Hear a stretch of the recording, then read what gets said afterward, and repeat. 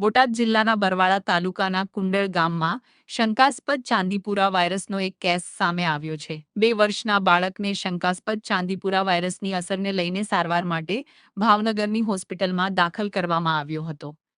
આરોગ્ય અધિકારીઓના જણાવ્યા અનુસાર બાળકને ગઈકાલે ભાવનગર હોસ્પિટલમાં દાખલ કરવામાં આવ્યો હતો, જ્યાં સારવાર દરમિયાન મોડી રાત્રે તેનું દુઃખદ અવસાન થયું હતું।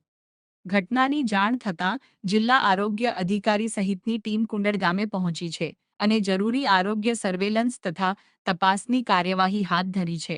બાળકને ખરેખર ચાંદીપુરા વાયરસનો ચેપ હતો કે નહીં તે અંગેની પુષ્ટિ લેબોરેટરી તપાસના અહેવાલ બાદ જ થશે।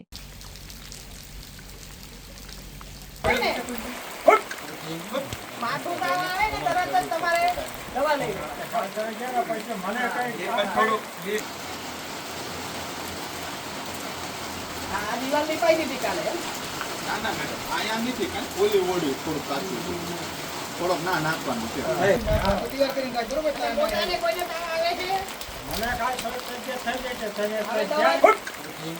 માથું તાવ આવે ને તરત જ તમારે દવા લઈ પૈસા મને કાઈ હેલો આમ સ્પ્રે કરો એમને આમ બોલો છૂટો નાખો આમ ઉડે નાખો રાખો બસ એમ